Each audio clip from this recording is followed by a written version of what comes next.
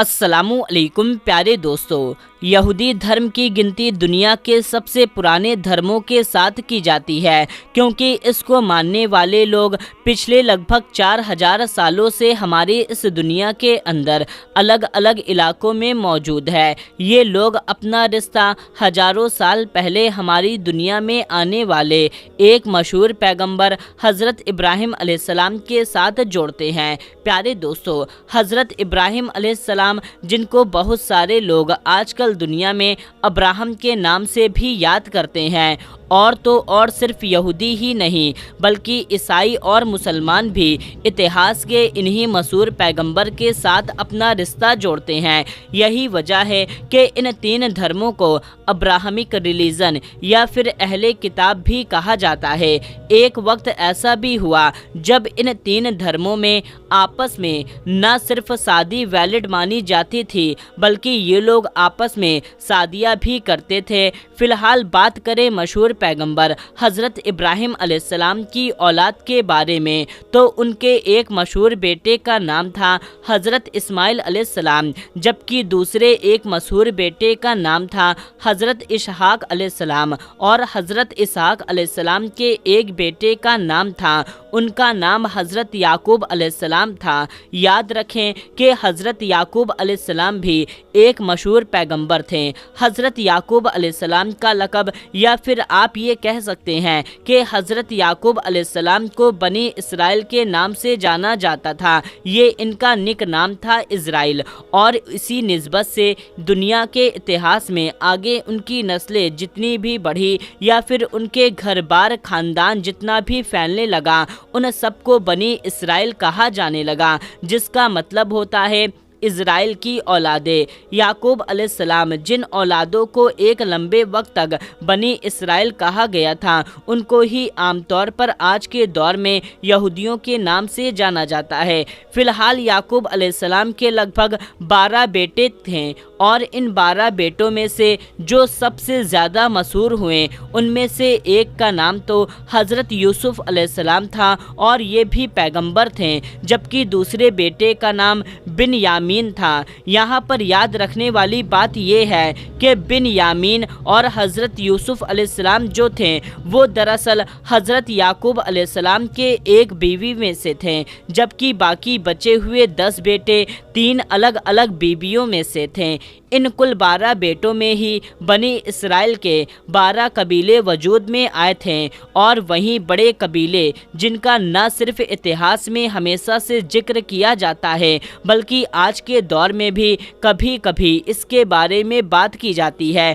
आखिर यहूदियों के 12 कबीले कहाँ कहाँ मौजूद हैं? आगे चल करके इन्हीं लवी की नस्ल में से हज़रत मूसा अलैहिस्सलाम भी पैदा हुए थे, जिन्होंने मिस्र के फ़िरौन से अपनी कौम को आज़ादी दिलवाई थी। दोस्तों, हज़रत याकूब अलैहिस्सलाम के 12 बेटे में से एक बेटे का नाम यहूदा भी था, और यही बेटे थे जिनकी नस्ल सबसे ज़्यादा फूली फली और सबसे ज़्यादा आगे बढ़ी। इनके आगे की नस्ल को इन्हीं की निस्बत से यहूदी कहा जाने लगा। ये यहूदी लोग वक्त के साथ इतिहास में जब अपने रास्ते से भटक गए और सीधे रास्ते के बजाय गलत रास्ते पर चले गए, सूद, जादू टोना, जिना और इस तरह के गलत से गलत चीज़ों में पड़ते चले गए, तो फिर खुदा की तरफ से एक नए पैगंबर को नई शरीयत के साथ इन लोगों के पास भेजा गया, और ये नए पैगंबर थे हज़रत ईसा अलैहिस्सलाम, जो दरअसल इन्हीं की नस्ल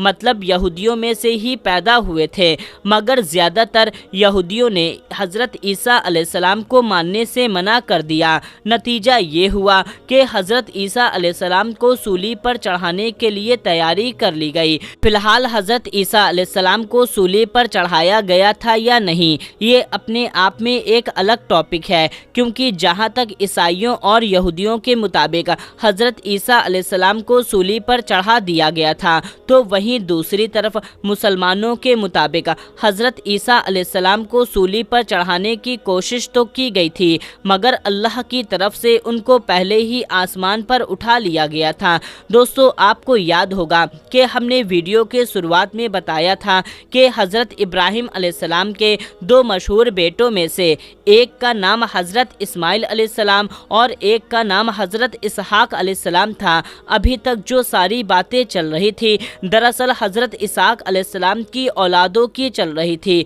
अब जहाँ तक मामला हज़रत इस्माइल अलैहिस्सलाम का है तो दोस्तों उनकी औलाद कोई नहीं बल्कि अरब लोग और आखिर पैगंबर हज़रत मोहम्मद सल्लल्लाहु ताला अलैहि वसल्लम एक अरब के थे और हज़रत इस्माइल अलैहिस्सलाम की औलाद में पैदा हुए थे। उस दौर के यहूदियों ने हज़रत मोहम्मद सल्लल्लाहु ताला अलैहि वसल्लम को नबी मानने से इनकार कर दिया था और उनके पीछे वैसे तो बहुत सारी वजह थी मगर फिर भी जो सबसे बड़ी वजह मानी जाती है वो ये है क्योंकि यहूदियों का मानना था कि आखिर एक नबी हज़रत इस्माइल अलैहिस्सलाम की औलाद से कैसे पैदा हो सकता है, अरब में नबी कैसे आ सकता है, जबकि ऐतिहासिक तौर पर तो हमारे धार्मिक किताबों के मुताबिक भी ज़्यादातर जितने भी पैगंबर आए हैं, जितने भी प्रॉफिट आए हैं वो सारे के सारे बनी इसराइल मतलब के हमारे बाप दादा की औलाद में आए हैं। अब आखिर में बात करते हैं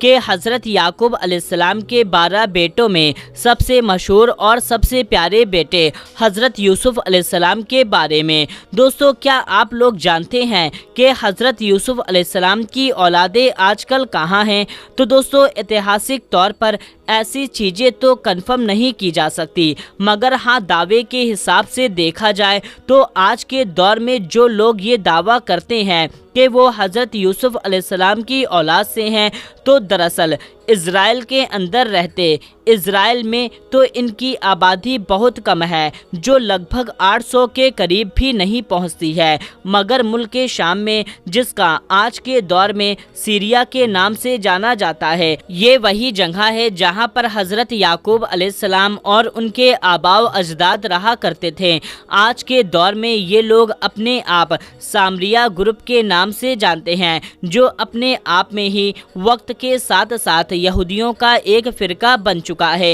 इन लोगों का ये दावा है कि इनका ख़ानदान हज़रत याकूब अलैहिस्सलाम के बेटे लवी और हज़रत यूसुफ अलैहिस्सलाम के मंसी और इब्राहिम के नस्ल से हैं। हमारी नस्ल के जो लोग इज़राइल के अंदर रहते हैं उनके पास आमतौर पर 3 पासपोर्ट होते हैं, एक इज़राइल, एक फ़िलिस्तीन और एक जॉर्डन का। दिलचस्प बात यह है कि जहां एक तरफ ये सामरी लोग दूसरे लोग की तरह जो बैतुल मुक़द्दस वाली जगह है उनको ना तो पवित्र मानते हैं और ना ही अपना किबला मानते हैं और वहीं दूसरी तरफ ज़्यादातर यहूदी इनको अपना फ़िरका ही नहीं मानते। सामरिया लोगों को यहूदी रिलीजन से बाहर मानते हैं। सामरी लोगों का ये भी मानना है कि उनके पास जो तौरात है मतलब उनके पास जो मुकद्दस किताबें हैं वही असल है, वरना यहूदियों के बाकी जितने भी फ़िरकों के पास अलग अलग तौरात मौजूद हैं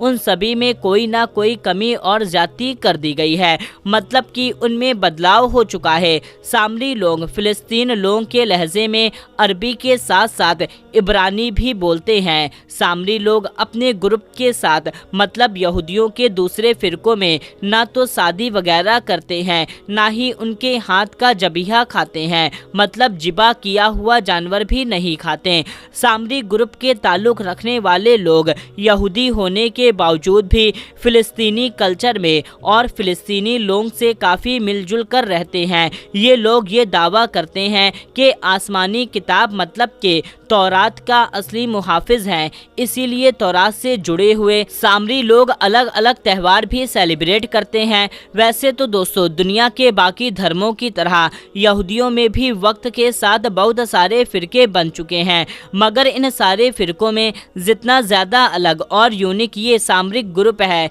इतना ज़्यादा शायद कोई दूसरा नहीं। उम्मीद करते हैं कि आज की ये इन्फॉर्मेटिव वीडियो आपको पसंद आई होगी, तो आप इस वीडियो को एक लाइक करके चैनल को सब्सक्राइब कर लें और इस वीडियो को ज़्यादा से ज़्यादा लोगों तक शेयर करें। मिलते हैं तब तक के लिए अस्सलामु अलैकुम, अल्लाह हाफिज़।